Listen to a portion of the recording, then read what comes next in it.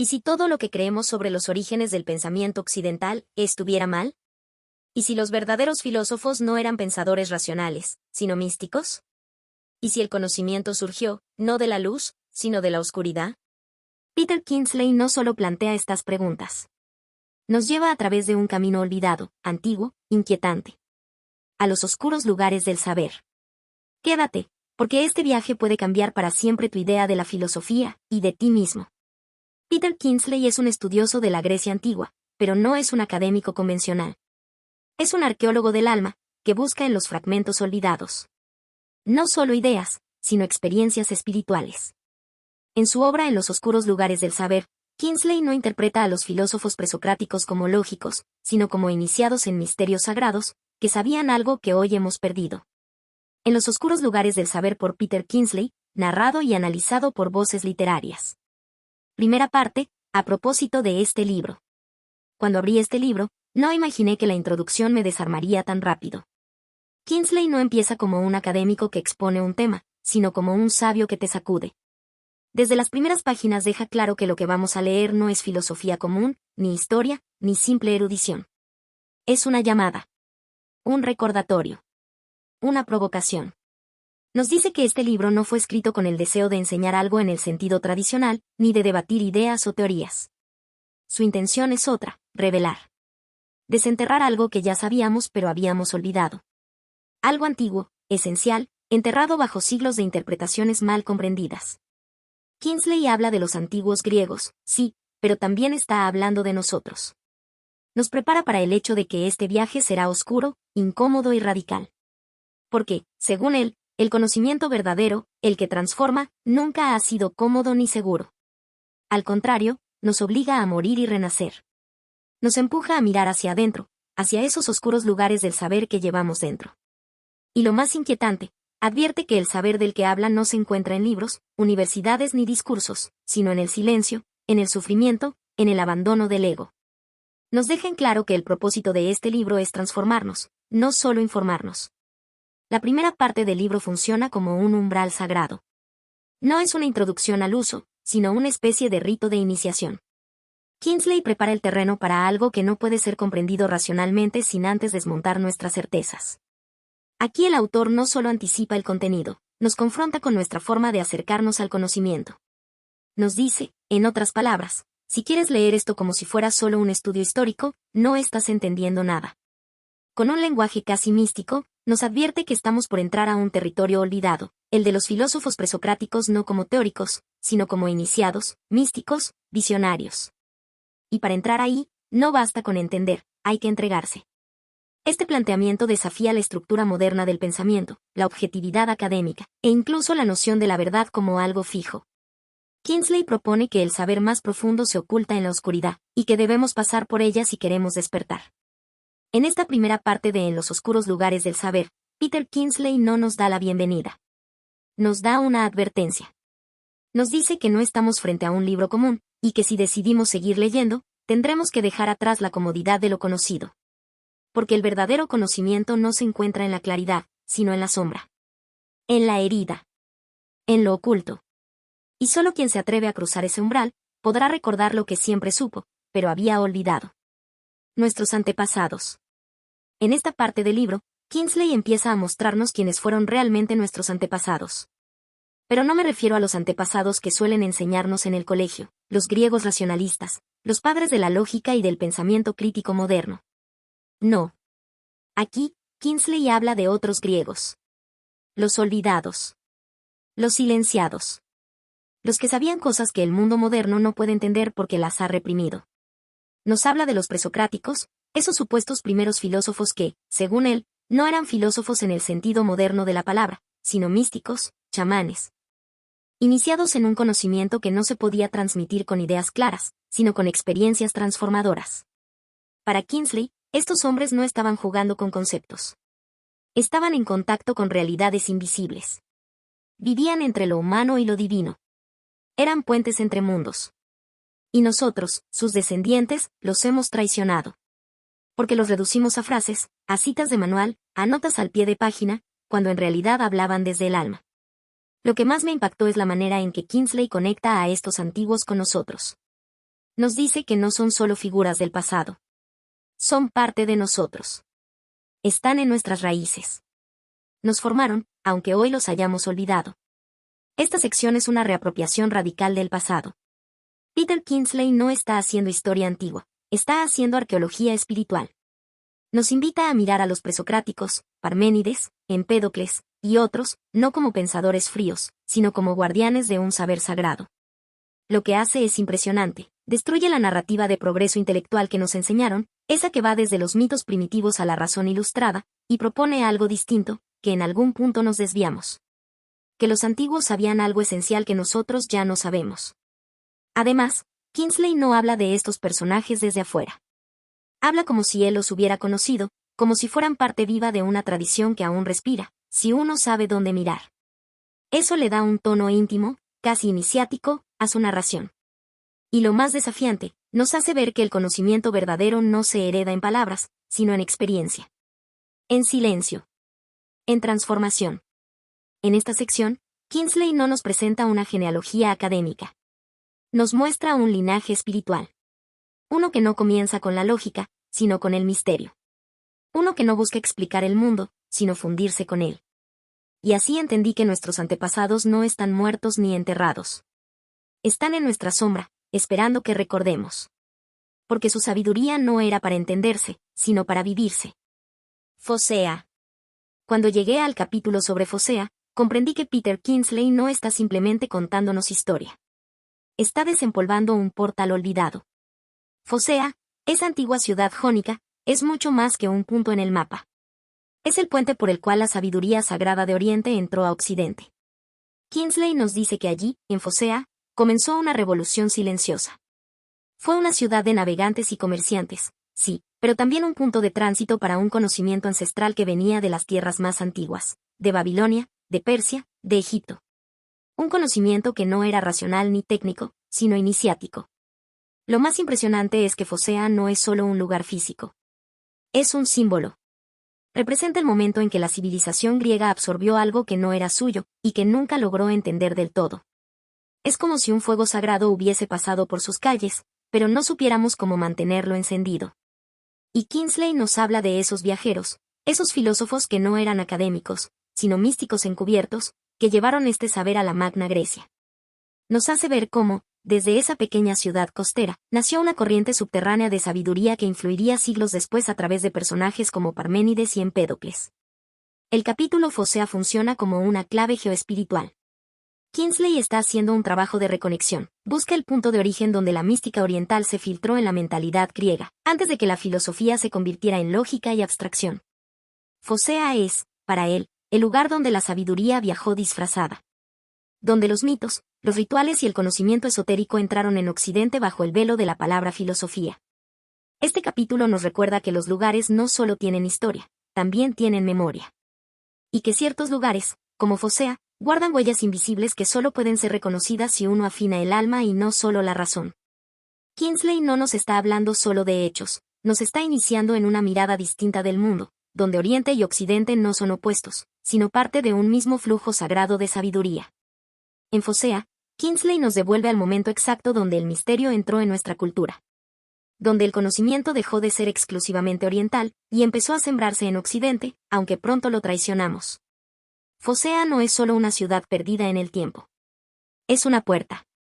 Una grieta en la historia por donde aún hoy podemos asomarnos al misterio, si sabemos recordar. El viaje a Occidente. Cuando llegué al capítulo El viaje a Occidente, sentí que algo dentro de mí se reorganizaba. Kingsley ya nos venía preparando para esto, para entender que el conocimiento sagrado no nació en Grecia, sino que llegó a ella desde Oriente, trayendo consigo algo inmenso y silencioso que cambiaría la historia. Aunque no lo hayamos comprendido del todo. Este no fue un viaje de ideas abstractas, ni un intercambio comercial. Fue un trasplante de alma. Desde Babilonia, Persia, y el antiguo Egipto, viajaron prácticas, símbolos, formas de estar en el mundo que no se pueden traducir fácilmente. Y cuando llegaron a la costa jónica, algo sutil y peligroso ocurrió. Kingsley deja claro que lo que se transmitía no era teoría, era transformación interna. Era una forma de morir antes de morir. Era aprender a ver el mundo no con los ojos del pensamiento, sino con los del silencio. Era un camino espiritual disfrazado de filosofía. Pero lo más impactante es que esa sabiduría, al llegar a Grecia, fue desviada, malinterpretada, domesticada. Lo que en Oriente era una vía de iniciación, en Occidente se convirtió, con el tiempo, en especulación lógica, en academicismo. Se perdió el alma. Y lo que quedó fue la sombra. El viaje a Occidente es, en esencia, un relato del éxodo del conocimiento sagrado. Peter Kingsley nos obliga a replantear por completo la genealogía del pensamiento occidental. Nos dice, lo que tú creías que era filosofía, era magia. Era ritual. Era silencio convertido en palabra. Este capítulo es profundamente simbólico. Occidente representa no solo una geografía, sino una actitud, la necesidad de controlar, clasificar, entender. Mientras que Oriente, en este libro, representa la aceptación del misterio, del no saber como vía sagrada. Kingsley propone que algo esencial se perdió en ese viaje. Y no se trata solo de una crítica a lo moderno, sino de una invitación a recordar, a volver a escuchar el eco de esa sabiduría enterrada en la historia, y dentro de nosotros. El viaje a Occidente no fue solo un tránsito físico. Fue un desplazamiento espiritual. Una migración de lo sagrado hacia un mundo que no estaba listo para recibirlo, y que, por miedo, lo redujo a teoría. Pero ese saber aún vive, oculto bajo capas de razón, esperando que lo volvamos a encontrar. Porque no se trata de volver al pasado, sino de recordar lo que nunca debimos olvidar. Un cuento de hadas. Peter Kingsley titula este capítulo Un cuento de hadas, pero lo que hace es exactamente lo contrario, desmontar el cuento que nos hemos contado durante siglos. Porque, según él, eso es lo que hemos hecho con la historia de los primeros filósofos, convertir un camino de transformación en un relato para dormir tranquilos. Nos presenta la historia convencional, la historia que aprendimos en libros, en clases de filosofía, como un mito moderno, claro, ordenado, racional, cómodo. Un relato en el que los griegos inventan el pensamiento lógico, en el que la filosofía reemplaza a los mitos, y en el que finalmente despertamos de la superstición para entrar en la razón. Pero Kingsley nos muestra que esta historia es, en sí misma, una fantasía. Un cuento de hadas disfrazado de objetividad. Porque los verdaderos inicios de la filosofía, nos dice, no tienen nada que ver con la razón fría, sino con el éxtasis, la muerte iniciática, la experiencia directa del mundo invisible. Y lo más fuerte es su acusación. Hemos preferido esa versión falsificada de la historia porque nos da seguridad. Porque reconocer la verdad implicaría reconocer que el saber auténtico no se piensa, se vive. Y que los primeros filósofos no eran académicos, sino chamanes disfrazados de sabios. Este capítulo es una denuncia poética y espiritual. Kingsley no está hablando solo de la historia de la filosofía, sino del modo en que nos protegemos del asombro. El cuento de hadas no es infantil, es nuestra defensa ante lo que no podemos controlar ni comprender. Lo que él revela aquí es brutal, que hemos preferido una historia muerta, racional y domesticada, antes que aceptar que la raíz de nuestro pensamiento occidental está en la oscuridad, el silencio, la transformación interior. Narrativamente, Kingsley es provocador. Utiliza el tono de un cuento para llevarnos de la mano hasta el borde del abismo, y luego nos muestra que lo que hay al otro lado no es fantasía, sino una realidad más antigua y más viva que cualquier explicación lógica. Un cuento de hadas no es una historia para niños. Es la historia que nos contamos a nosotros mismos para evitar despertar. Kingsley nos sacude, nos rompe la comodidad académica, y nos invita a mirar de frente una verdad incómoda, que el verdadero conocimiento no es una teoría, sino una herida, un fuego, un camino hacia lo desconocido. Y entonces entendí que el problema no es que la filosofía naciera entre los mitos, sino que la traicionamos para no tener que entrar en ellos. Cuando llegué a este capítulo, el título me hizo una pregunta silenciosa. ¿Qué es eso que nos falta, y que ni siquiera sabemos que perdimos? Kingsley responde sin rodeos, lo que falta es el alma del conocimiento. La raíz. La esencia viva de una sabiduría que fue desplazada, manipulada, o simplemente ignorada. Nos muestra cómo todo lo que hoy consideramos filosofía se construyó sobre una omisión gigantesca. Se conservó la forma, la letra, el pensamiento lógico, pero se borró la experiencia interna, el silencio, lo sagrado. Lo que falta no es un dato ni una teoría, es una forma de estar en el mundo. Kingsley apunta directamente al olvido deliberado, no es que no tengamos acceso a los textos antiguos, sino que no sabemos cómo leerlos con el alma. No sabemos qué buscar, ni cómo escuchar. Porque la sabiduría de la que habla no se transmite solo con palabras, sino con presencia, con transformación real. Y así, lo que falta, según Kingsley, no está perdido en el pasado, está ausente en nuestro presente. Es esa dimensión interior, invisible, sin la cual todo conocimiento se convierte en ruido. En ego. En poder vacío. Este capítulo es uno de los más punzantes de todo el libro. Kingsley señala que el gran error de Occidente no fue solo desvirtuar a los antiguos, sino perder la capacidad de reconocer lo esencial. Lo que falta no es una pieza del rompecabezas, es la conciencia de que estamos en el rompecabezas equivocado. Nos propone algo radical, que la historia de la filosofía ha sido una historia del exilio del alma. Que debajo de cada sistema filosófico moderno hay un silencio no escuchado, un símbolo mal interpretado, una experiencia interior que nunca se vivió. Desde el punto de vista narrativo, este capítulo es una grieta, una ruptura en el edificio del saber racional, que deja ver el vacío que lo habita. Y también, quizás, una puerta por donde volver a entrar al misterio. Lo que falta no es algo que podamos recuperar con más estudio, más libros o más explicaciones. Es algo que solo se encuentra si estamos dispuestos a mirar hacia donde no queremos mirar. Hacia lo oscuro. Lo invisible. Lo incomprensible. Y entendí que lo que falta no está en los textos antiguos ni en el pasado perdido. Está en nosotros mismos. En nuestra forma de vivir, de pensar, de percibir. Y que tal vez, solo tal vez, el primer paso para recordar es reconocer que hemos olvidado. Matar al padre. Este capítulo me golpeó de una forma inesperada. Porque Kingsley no habla solo de filosofía. Habla de una herida que está en la raíz de nuestra cultura. El título lo dice todo, matar al padre. Y no es una metáfora cualquiera. Es una imagen brutal, pero precisa, de lo que hicimos para convertirnos en lo que somos. Kingsley nos muestra cómo el pensamiento occidental nació no de la continuidad, sino de la ruptura. Para construir esta idea de racionalidad y progreso, tuvimos que traicionar a quienes nos dieron el verdadero conocimiento. Tuvimos que borrar su memoria. Ridiculizarlos. Silenciarlos. Matarlos simbólicamente. Los presocráticos, como Parménides y Empédocles, no eran los padres de la filosofía en el sentido moderno.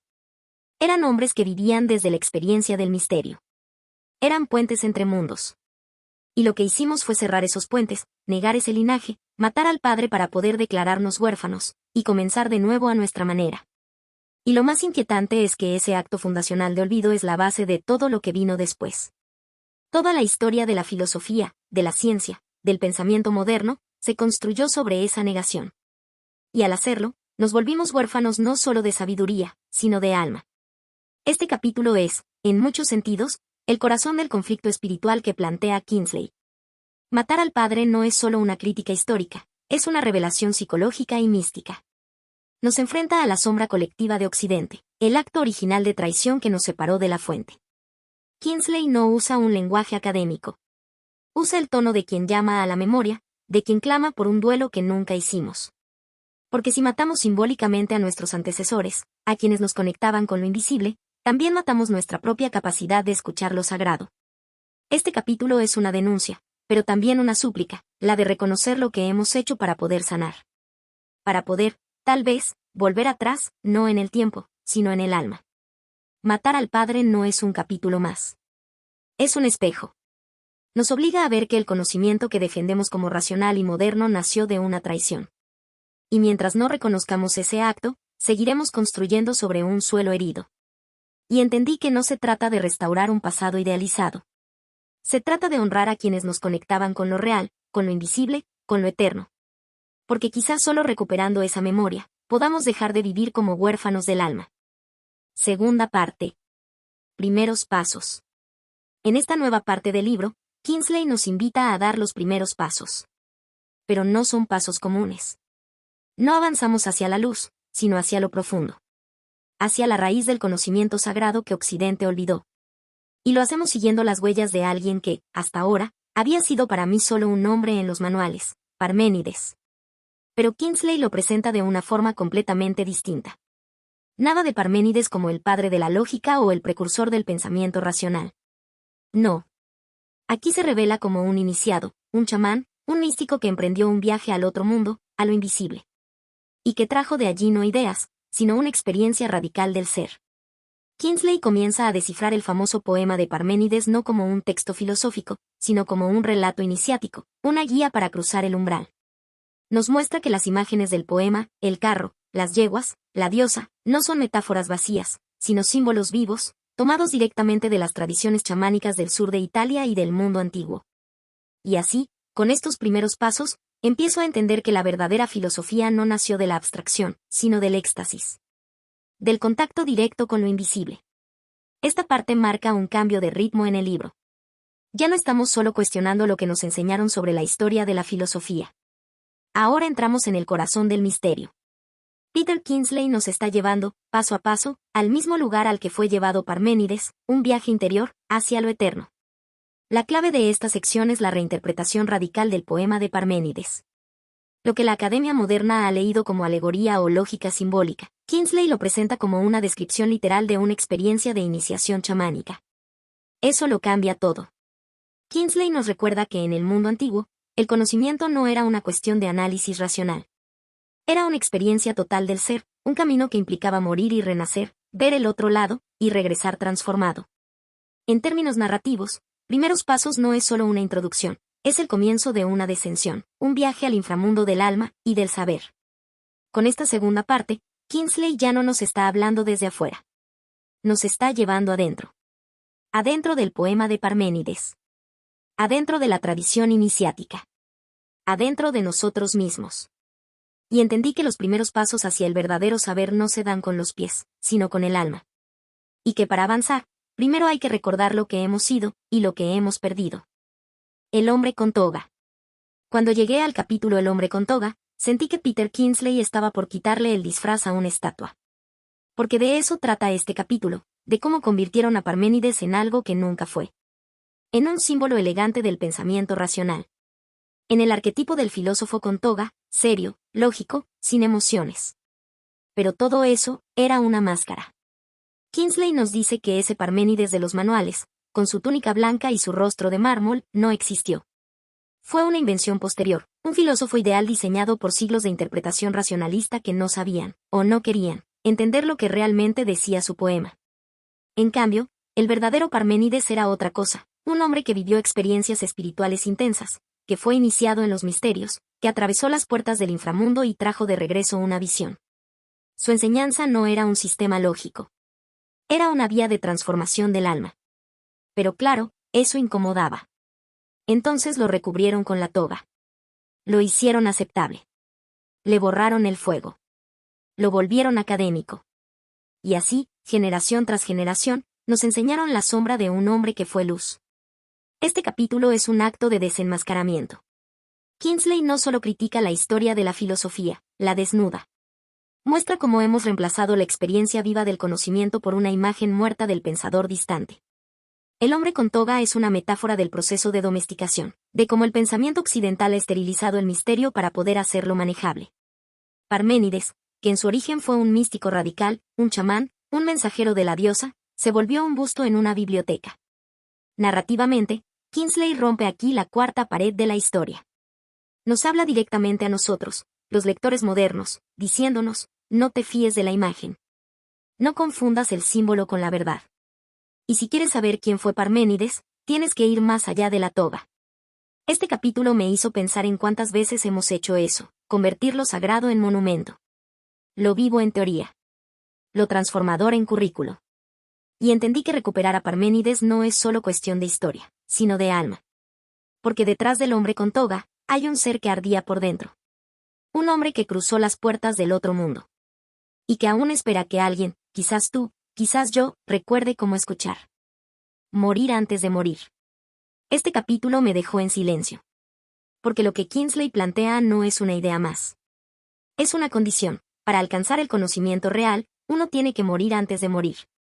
Esa frase, que suena a paradoja, contiene una verdad ancestral que Occidente ha olvidado, pero que estaba presente en todas las tradiciones iniciáticas antiguas. Nos muestra cómo el viaje de Parménides, tal como lo narra en su poema, es un descenso al inframundo. Un viaje chamánico. Un rito de paso en el que el alma se separa del cuerpo, se enfrenta a lo invisible, a lo que no tiene forma ni nombre, y regresa transformada. Morir antes de morir significa justamente eso, atravesar la oscuridad dentro de uno mismo, entregarse al vacío, renunciar a lo conocido. Porque solo desde esa muerte interior puede surgir un ver auténtico. Un ver que no es racional, sino total. Un ver que brota del silencio. Kingsley lo deja claro, la filosofía verdadera no es cuestión de ideas brillantes. Es cuestión de resurrección interior. El conocimiento que no pasa por esa muerte, no transforma nada. Solo adorna el ego. Este capítulo es el núcleo espiritual del libro. Peter Kingsley está rescatando aquí lo que la filosofía occidental ha negado desde hace siglos, que el conocimiento no es intelectual, sino iniciático. Que no se trata de acumular información, sino de desaparecer interiormente para que algo más pueda revelarse. El viaje de Parménides, reinterpretado por Kingsley, no es un poema lógico, es una guía ritual. Cada imagen, el carro, la diosa, la puerta del día y la noche, es parte de un proceso espiritual que culmina con esta muerte simbólica. Y sin esa muerte, no hay verdad. Narrativamente, Kingsley nos lleva con una mezcla de precisión académica y profundidad mística. Nos recuerda que las grandes verdades no se entienden, se viven. Y que el verdadero saber comienza donde termina el yo. Morir antes de morir, esas palabras se quedaron resonando dentro de mí. Porque no son una metáfora. Son un llamado. Kingsley nos dice que no hay atajos hacia la verdad. Que si queremos realmente ver, tenemos que entregarnos. Dejar de resistir. Morir y renacer. Y entendí que todo lo que aprendemos, todo lo que creemos saber, no vale nada si no estamos dispuestos a soltarlo todo. Porque solo así, cruzando esa frontera invisible dentro de nosotros, podemos realmente comenzar a vivir despiertos. Amos de los sueños. Cuando leí el título Amos de los sueños, supe que estaba a punto de entrar en terreno sagrado. Porque Kingsley no usa esa palabra, sueño, de manera liviana. Para él, los sueños no son distracciones del subconsciente, ni mecanismos psicológicos. Son canales directos de conocimiento verdadero. En este capítulo, Kingsley revela que Parménides y los antiguos sabios eran maestros del arte de soñar conscientemente. Sus visiones no eran producto de la fantasía, sino resultado de prácticas concretas que les permitían cruzar el umbral del mundo visible. Ellos no interpretaban sueños. Vivían dentro de ellos. El poema de Parménides, ese que la academia moderna lee como metáfora, era, en realidad, la narración de un sueño lúcido iniciático, una experiencia real más vívida que cualquier lógica. Y en esa travesía onírica, se encontraba con una diosa, con verdades absolutas, con revelaciones que no se podían obtener en estado ordinario. Kingsley desmonta aquí otro pilar del pensamiento moderno, la idea de que solo lo que ocurre despiertos es verdadero. Nos recuerda que el alma habla a través de los sueños, y que los antiguos lo sabían bien. Eran amos de los sueños no porque los controlaran, sino porque sabían escucharlos. Este capítulo es una reivindicación de la sabiduría profunda que habita en los estados no ordinarios de conciencia. Kingsley nos dice algo radical: los sueños no son símbolos que esperan ser analizados, sino realidades que exigen ser vividas. Son viajes, no rompecabezas. La figura del amo de los sueños no es un poeta ni un filósofo de biblioteca. Es un iniciado que ha aprendido a navegar las aguas invisibles del alma. En tiempos antiguos, soñar era un arte sagrado, una técnica espiritual, un puente hacia otras dimensiones del ser. Desde un punto de vista narrativo, este capítulo es también una confrontación. Kingsley nos muestra cómo la cultura occidental ha degradado lo onírico a superstición o patología. Pero en ese desprecio, hemos perdido una vía directa al misterio. Hemos apagado la voz del alma. Amos de los sueños, qué título más poderoso. Porque nos recuerda que el conocimiento verdadero no se conquista con la razón, sino con el silencio interior. Que hay verdades que no se dicen en voz alta, pero que gritan dentro de un sueño. Y entendí que, quizás, no necesitamos más datos ni más lógica. Necesitamos volver a soñar con los ojos del alma. Necesitamos recordar que hubo un tiempo en que los sueños eran caminos, y nosotros, sus caminantes, ***. Apolo. Cuando llegué al capítulo Apolo, me di cuenta de que Kingsley no está hablando del dios del sol que aprendimos en la escuela. No. El Apolo del que él habla es una presencia viva, un guardián del umbral entre mundos, un dios oscuro, paradójico, temido y adorado a la vez. Apolo no es solo el dios de la luz, sino también el dios de la muerte súbita, de las revelaciones terribles, del silencio profundo. Un dios oracular que no explica, sino que impone. Que guía no con lógica, sino con símbolos. Y ese Apolo fue el dios de Parménides. El que lo guió. El que le dictó su poema. Kingsley desentierra aquí la relación sagrada entre Apolo y los sabios antiguos. Nos muestra que, para ellos, Apolo no era una idea ni una metáfora. Era una fuerza viva, una deidad con la que se interactuaba directamente. No se lo creía. Se lo obedecía. Y eso cambia todo. Así, lo que parecía una filosofía lógica en Parménides, es en realidad la transmisión de un Dios.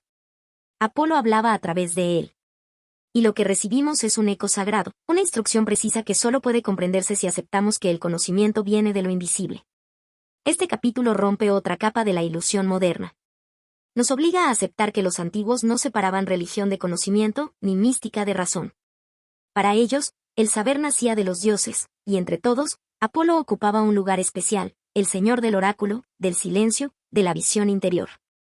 Kingsley muestra que Apolo es también un dios de extremos, luz y sombra, sanación y muerte, claridad y misterio. Ese es el conocimiento que ofrecía a sus iniciados.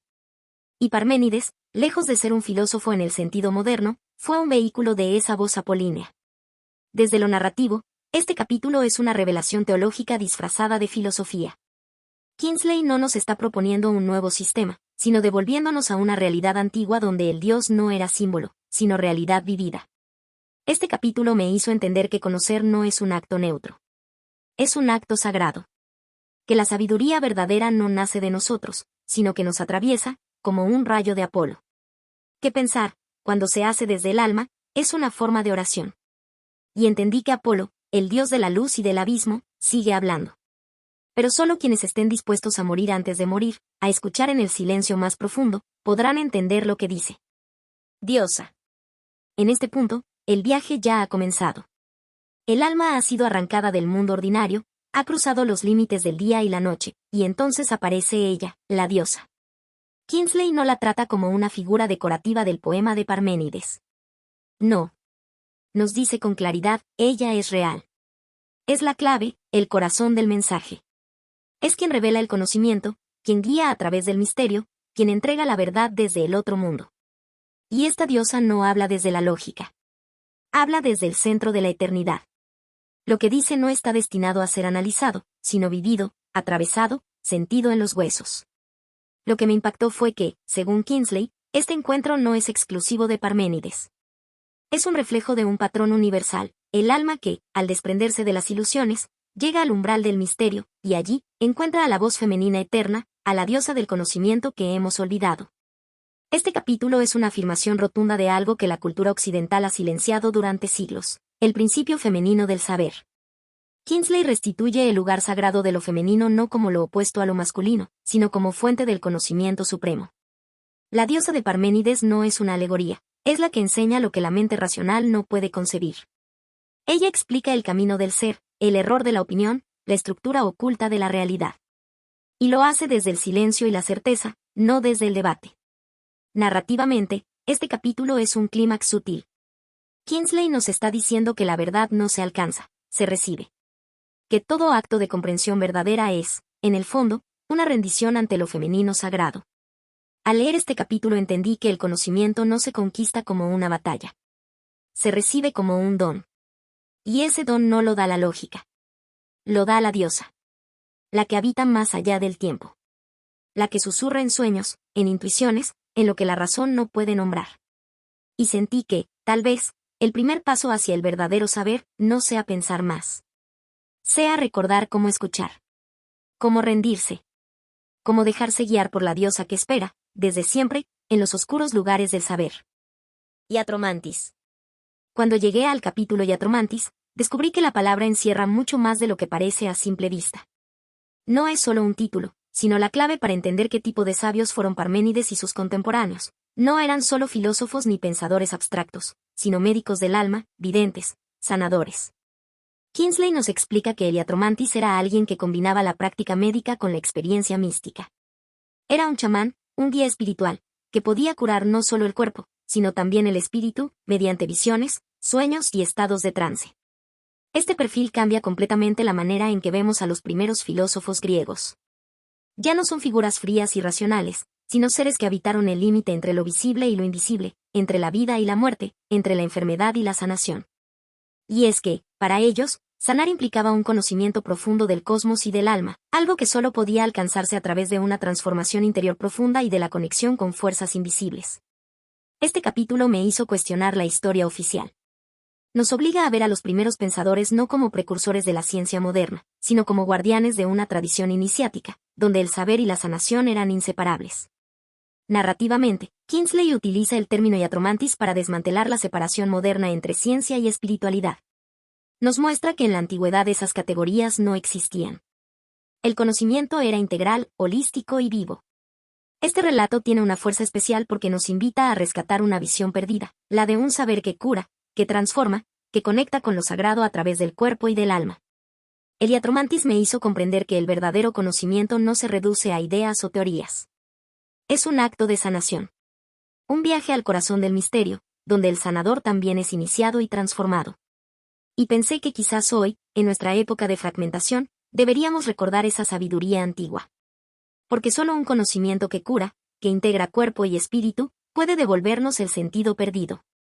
Éxtasis. Al leer el capítulo Éxtasis, me sentí transportado a un estado más allá de las palabras. Kingsley nos habla de una experiencia que no puede reducirse a conceptos, pero que es la clave para entender a los antiguos sabios. El éxtasis, ese momento donde el alma se desprende de lo ordinario y se une a lo divino. Para Parménides y sus contemporáneos, el éxtasis no era una fantasía ni un delirio, sino una vivencia real, profunda y transformadora. Era la puerta para acceder al conocimiento supremo, a la verdad que está más allá de las apariencias y de la razón. Kingsley nos cuenta que este estado de éxtasis era buscado y cultivado a través de ritos, meditaciones y prácticas espirituales, y que sin él, la filosofía o el saber no tenían sentido real. Porque sin ese contacto directo con lo invisible, todo pensamiento se vuelve vacío. Este capítulo revela que el verdadero saber antiguo no es un conjunto de ideas o teorías, sino una experiencia vivida. El éxtasis es el momento en que el alma se abre a la verdad y se vuelve uno con el ser, más allá del tiempo y el espacio.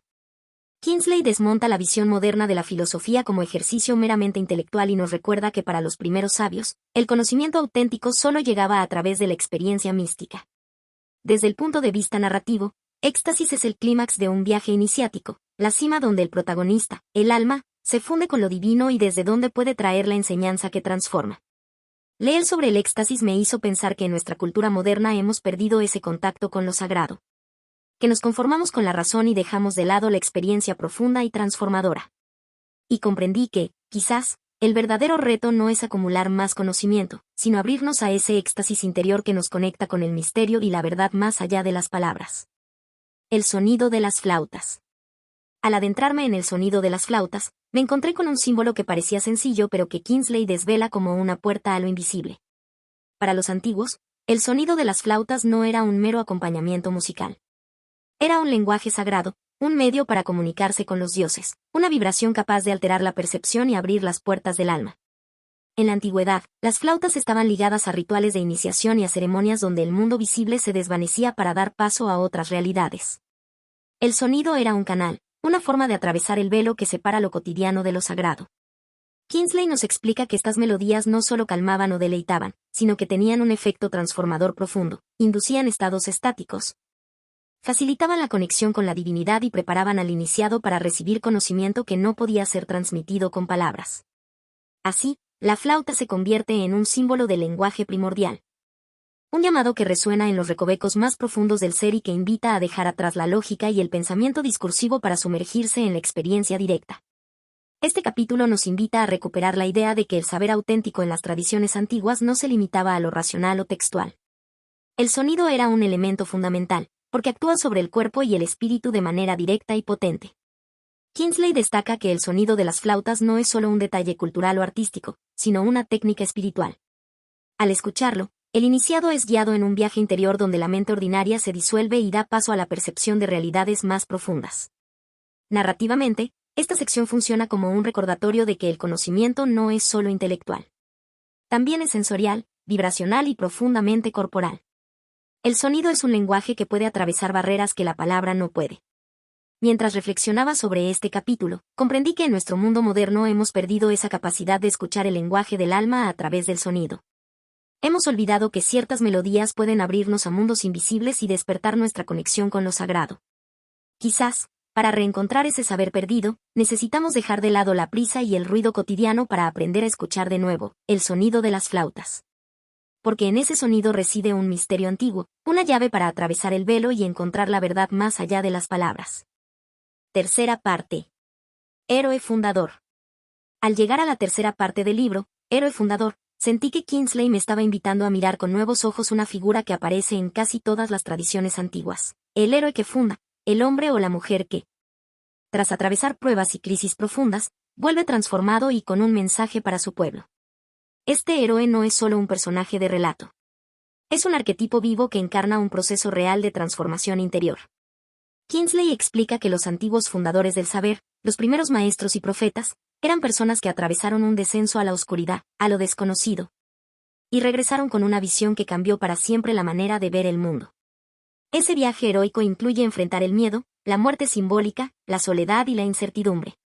Pero también la experiencia del encuentro con lo sagrado, con el misterio que está detrás de toda realidad visible. Así, el héroe fundador es a la vez guía y puente, el primero en abrir un camino que otros seguirán.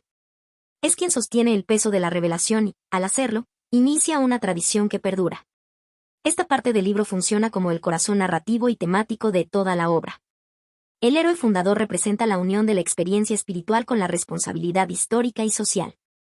Kingsley nos invita a entender que el verdadero conocimiento no se transmite solo en libros o discursos, sino que se encarna en seres humanos que han vivido la transformación completa. Por eso, el héroe fundador no es solo un símbolo, sino una realidad viviente. Narrativamente, esta sección es un llamado a la acción y a la valentía. El lector es invitado a reconocerse en este arquetipo, a ver su propia búsqueda como un camino heroico que puede cambiar no solo su vida, sino también su entorno. Además, Kingsley muestra cómo este modelo está presente en múltiples culturas y tiempos, revelando una raíz común en la experiencia humana frente a lo sagrado. Al reflexionar sobre esta parte, comprendí que todos somos héroes fundadores de alguna manera. Que el conocimiento que realmente importa es el que transforma desde adentro y se comparte con el mundo. Que fundar no es solo crear cosas externas, sino iniciar procesos de cambio profundo, de despertar.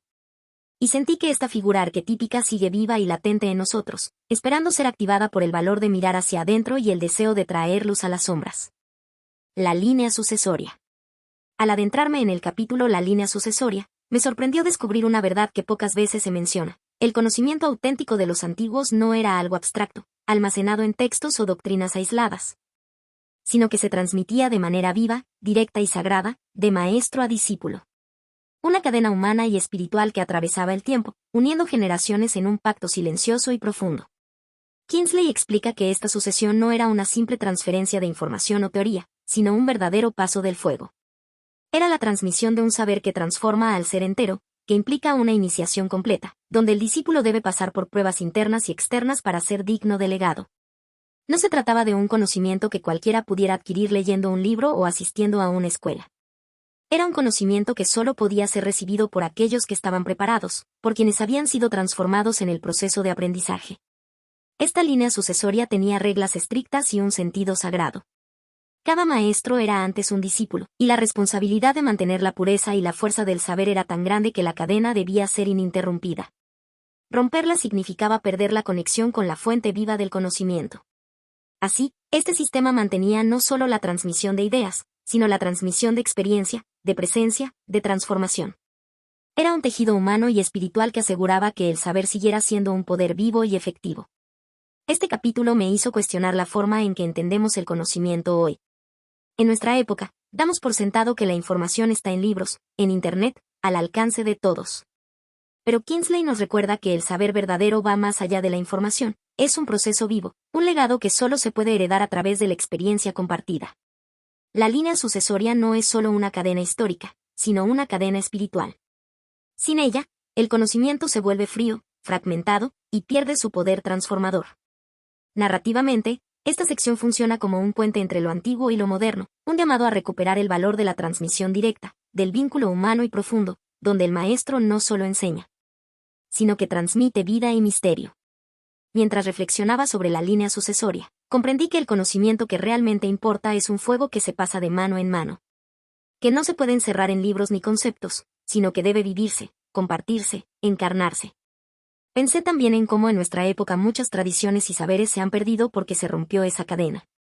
Que quizás el reto actual no sea solo acumular información, sino reconstruir esa línea viva que une a quienes buscan con quienes han vivido y sentido el misterio. Y sentí que, para reencontrar el poder del conocimiento antiguo, tenemos que volver a valorar al maestro y al discípulo, la transmisión directa, el compromiso profundo y la entrega sincera. Cuando llegué al capítulo Alejamiento, comprendí que Kingsley estaba describiendo un momento crucial en cualquier proceso iniciático y de búsqueda, el necesario distanciamiento del mundo común. El retiro que permite al alma encontrarse consigo misma. Este alejamiento no es una simple huida ni un rechazo superficial de la sociedad, sino una separación consciente y profunda para permitir que surja algo nuevo, para dejar atrás las creencias, las distracciones y los condicionamientos que impiden ver la realidad con claridad. Kingsley señala que, en las tradiciones antiguas, este paso era indispensable. El buscador debía abandonar temporalmente la seguridad y la familiaridad del entorno para entrar en un espacio de incertidumbre y silencio, donde el encuentro con uno mismo y con lo invisible podía darse en plenitud. Este alejamiento podía tomar muchas formas: un retiro a la naturaleza, un aislamiento voluntario, un viaje simbólico o literal hacia lugares remotos. Pero siempre implicaba un abandono del ruido mundano para sumergirse en la profundidad del ser. La experiencia era a menudo dura, marcada por la soledad, la introspección intensa y el cuestionamiento radical. Sin embargo, era también el umbral que abría la puerta hacia la transformación verdadera. Este capítulo me hizo reflexionar sobre la importancia de crear espacios para el silencio y la introspección en nuestras vidas. Kingsley nos recuerda que la sabiduría no se alcanza en medio del ruido ni de la prisa, sino en el espacio quieto que se genera al alejarnos conscientemente del mundo. Narrativamente, el alejamiento representa la fase del héroe donde debe abandonar el mundo conocido para adentrarse en la incertidumbre. Es el momento en que el personaje principal se enfrenta a la soledad y al vacío, preparándose para el encuentro con lo sagrado. Kingsley muestra que este paso no es opcional sino esencial. Sin alejamiento, sin ese momento de quiebre y separación, el buscador no puede avanzar hacia la verdad ni recibir la sabiduría profunda. Mientras meditaba sobre este capítulo, entendí que en nuestra vida moderna pocas veces hacemos ese alejamiento real y profundo. Estamos siempre conectados, siempre ocupados, y eso nos aleja de nuestro centro. Pero comprendí que si queremos reconectar con ese saber antiguo, si queremos escuchar la voz interior que nos guía, necesitamos ese tiempo y espacio para alejarnos de lo cotidiano, para crear un vacío donde pueda surgir lo nuevo. El alejamiento no es un rechazo del mundo, sino una preparación para volver a él transformados, con una visión más clara y un corazón abierto. Aminias. Al llegar al capítulo Aminias, me encontré con un nombre que a simple vista puede parecer solo una referencia histórica, pero que Kingsley revela como una figura clave para comprender la raíz y la transmisión del conocimiento antiguo. Aminias no es solo un personaje secundario o un simple seguidor. Es el guardián de una tradición viva, un testigo que encarna la continuidad de una enseñanza profunda y sagrada. Kingsley destaca que a través de Aminias podemos ver cómo el saber se transmitía de manera directa y personal, y cómo la fidelidad a esa línea de transmisión era fundamental para preservar la pureza y el poder del conocimiento. Además, Aminias representa el compromiso del discípulo con la transformación interior, la necesidad de no solo recibir información, sino de vivirla y encarnarla en la propia vida. Este capítulo me hizo entender que las figuras como Aminias son los pilares invisibles que sostienen las tradiciones, y que sin ellos, el conocimiento se pierde o se diluye. Este capítulo me llevó a reflexionar sobre la importancia de los discípulos, no solo los maestros, en la historia del saber. Aminias es un símbolo de la responsabilidad que implica recibir una enseñanza sagrada y el trabajo constante que requiere mantenerla viva. Narrativamente, Aminias es la figura del puente, del guardián que conecta el pasado con el presente, que cuida que la transmisión no se rompa ni se corrompa. Kingsley nos invita a valorar no solo a los grandes maestros, sino también a quienes, con fidelidad y dedicación, sostienen la tradición y permiten que el conocimiento siga vivo. Como el viento de la noche. Al llegar al capítulo Como el viento de la noche, me encontré con una metáfora poderosa que encapsula la esencia de la experiencia mística y el conocimiento antiguo. El viento de la noche es invisible, silencioso, pero su presencia se siente con fuerza. Es un fenómeno que no se puede ver, pero sí experimentar, algo que transforma sin ser percibido de manera directa. Kingsley utiliza esta imagen para describir cómo el saber profundo y la presencia divina actúan en nosotros, no como algo ruidoso o evidente, sino como una fuerza sutil y penetrante que mueve el alma y despierta la conciencia. Este viento representa el misterio que se desliza entre las sombras, que toca las cosas sin perturbarlas, que guía sin imponerse. Es la voz del silencio, el susurro del ser más allá de las palabras. En este capítulo, se nos invita a aprender a reconocer ese viento, a dejarnos llevar por su movimiento invisible, y a comprender que el verdadero conocimiento no siempre se revela de forma directa o contundente, sino como una presencia que nos atraviesa suavemente. Este capítulo me llevó a reflexionar sobre la naturaleza del conocimiento místico. Es una experiencia sutil, que no se puede forzar ni atrapar con la mente racional. La metáfora del viento de la noche nos recuerda que lo más profundo y esencial se manifiesta de formas que a menudo pasan desapercibidas, y que requieren sensibilidad y silencio para ser percibidas. Narrativamente, esta sección es una invitación a la receptividad, a la humildad y a la confianza en lo invisible. Nos muestra que la sabiduría puede actuar como un viento que mueve las hojas sin que lo veamos, pero cuyo efecto es real y transformador. Mientras meditaba sobre esta imagen, comprendí que en nuestra vida diaria solemos buscar señales claras, evidencias fuertes, pero a veces ignoramos las fuerzas invisibles que nos atraviesan y nos cambian. El viento de la noche es un llamado a estar atentos a lo sutil, a aprender a escuchar el susurro del alma y a dejar que esa presencia invisible nos guíe hacia la verdad. Esta metáfora me invitó a cultivar el silencio interior y la apertura para sentir lo que no se ve, pero que es más real que cualquier apariencia. Cuarta parte. Jugar con juguetes. Al comenzar la cuarta parte titulada Jugar con juguetes, sentí que Kingsley nos estaba invitando a reflexionar sobre la relación que tenemos con las herramientas, los símbolos y los medios que usamos para acercarnos al conocimiento.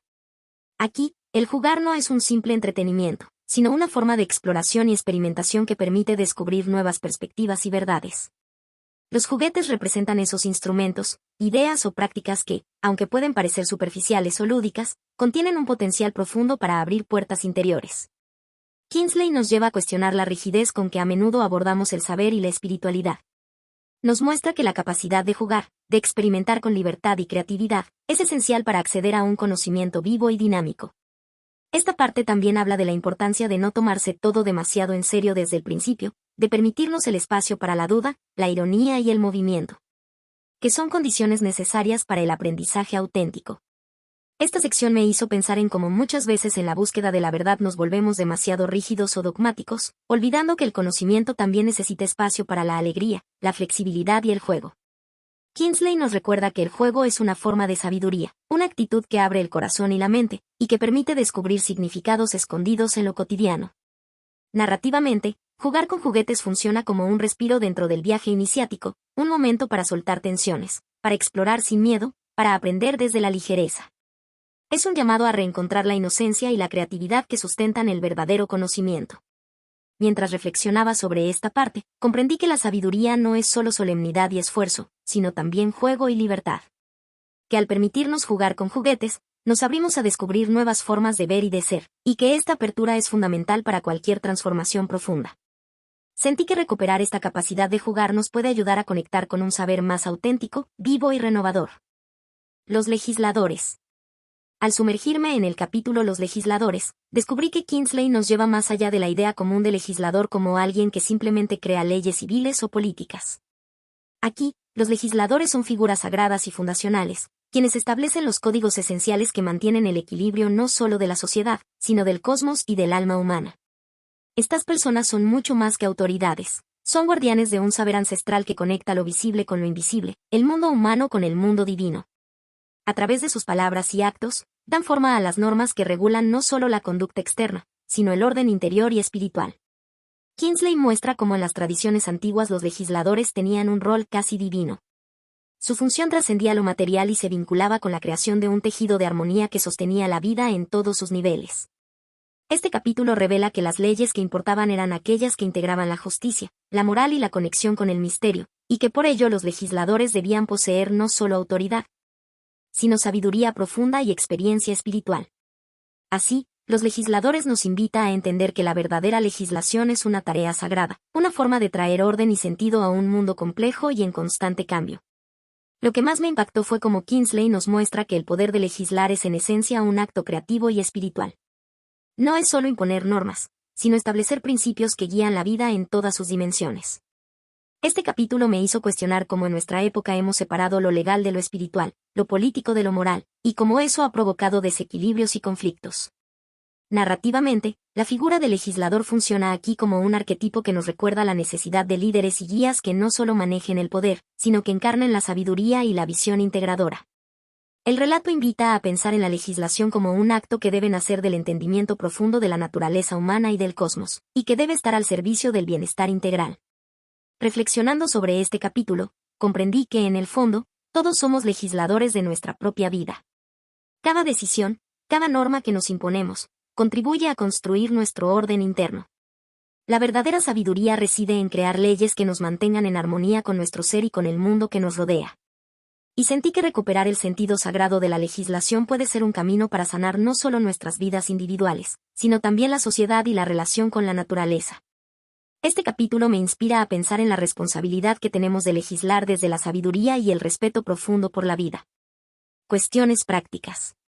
Al sumergirme en el capítulo Cuestiones prácticas, comprendí que Kingsley nos estaba llevando a un terreno donde lo abstracto y lo espiritual deben tomar forma concreta y visible. Después de haber explorado símbolos, arquetipos y enseñanzas profundas, aquí se nos presenta la necesidad urgente de traducir ese saber en acciones reales y sostenibles. Lo que me llamó la atención fue la manera en que este capítulo aborda las dificultades y responsabilidades que enfrentaban quienes portaban el conocimiento antiguo para que éste no se perdiera ni se deformara. No se trataba solo de custodiar ideas, sino de gestionar una tradición viva, organizar rituales, mantener líneas de transmisión, preparar a los discípulos y adaptarse a contextos cambiantes sin perder la esencia. Kingsley nos muestra que estas cuestiones prácticas implicaban decisiones difíciles. Desde la elección de quien podía acceder al conocimiento hasta cómo preservar la pureza de la enseñanza frente a influencias externas o internas. También reflexiona sobre la tensión constante entre la necesidad de mantener el misterio y al mismo tiempo permitir que el saber se comparta y transforme vidas.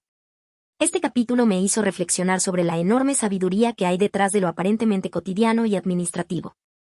Kingsley revela que la verdadera transmisión del conocimiento no puede dejarse al azar ni reducirse a una simple formalidad. Narrativamente, Cuestiones prácticas es el punto donde la espiritualidad y la organización social se encuentran, mostrando que el éxito o fracaso de una tradición depende de la habilidad para manejar esos detalles. Es un recordatorio para nosotros hoy: el saber profundo necesita estructuras, disciplina y compromiso para mantenerse vivo y efectivo. También revela la dimensión humana y compleja de los grandes maestros y guardianes del saber, quienes no solo eran visionarios sino también gestores y protectores en medio de desafíos. Mientras meditaba sobre este capítulo, entendí que el verdadero desafío del conocimiento no es solo descubrir verdades profundas, sino traducirlas en vida cotidiana, en actos concretos. Que cada uno de nosotros, en nuestro propio camino, enfrenta cuestiones prácticas que ponen a prueba nuestra sinceridad, disciplina y compromiso. Este capítulo me inspiró a valorar la importancia de la constancia, la responsabilidad y la adaptabilidad para que el saber que recibimos siga siendo una fuerza viva y transformadora. Quinta parte. Un rayo invisible. Al adentrarme en un rayo invisible, sentí que Kingsley me estaba invitando a contemplar una realidad que escapa a los sentidos comunes y a la lógica habitual, una fuerza sutil, intangible, que sin embargo tiene el poder de transformar la existencia. Este rayo no es visible como un haz de luz o una energía que se pueda medir, sino que es una presencia que se manifiesta en la profundidad del ser, en los momentos en que la conciencia se abre más allá de lo superficial. Kingsley describe esta fuerza como un puente entre lo divino y lo humano, un canal invisible a través del cual el misterio se filtra en el mundo cotidiano. No es un fenómeno espectacular ni espectacularmente perceptible, sino una acción silenciosa, discreta, casi imperceptible, que sin embargo modifica todo a su paso. La metáfora del rayo invisible es perfecta para entender cómo el saber antiguo y la experiencia espiritual funcionan más allá de las apariencias, revelándose solo a quienes están dispuestos a abrirse y a percibir lo sutil. Este capítulo me llevó a reflexionar sobre la importancia de aprender a ver con otros sentidos, más allá de la vista y el oído tradicionales. El rayo invisible simboliza esa dimensión oculta y profunda de la realidad que los antiguos sabios conocían y a la que hoy muchos permanecemos ciegos o insensibles. Narrativamente, un rayo invisible funciona como una invitación al silencio, a la paciencia y a la apertura. Es un llamado a confiar en lo que no se puede probar, pero que se siente con intensidad. Kingsley nos muestra que esta invisibilidad no es debilidad, sino fuerza, la fuerza de lo esencial que no necesita mostrarse para existir. Mientras meditaba en esta parte, comprendí que a menudo perdemos contacto con esa dimensión invisible porque buscamos evidencias inmediatas, resultados tangibles, certezas rápidas. Pero el verdadero cambio, el verdadero conocimiento, ocurre como ese rayo invisible, silencioso, inesperado, penetrante. Sentí que abrirnos a esa experiencia es abrirnos a una forma de sabiduría que no solo nos transforma a nosotros, sino también la realidad que habitamos. Este capítulo me inspiró a cultivar la sensibilidad para percibir lo invisible y a confiar en las fuerzas profundas que nos guían aunque no las veamos. Al sumergirme en las páginas de En los oscuros lugares del saber asterisco, sentí que estaba entrando en un mundo casi olvidado, una dimensión oculta donde el conocimiento no es solo información, sino un misterio vivo que transforma al que lo busca, asterisco.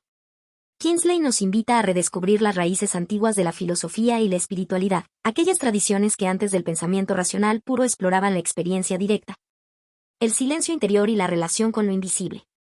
Este libro es mucho más que un estudio académico, es un viaje hacia la esencia misma del saber, un retorno a esas oscuridades que guardan la luz más intensa, a esos espacios donde el alma se encuentra consigo misma.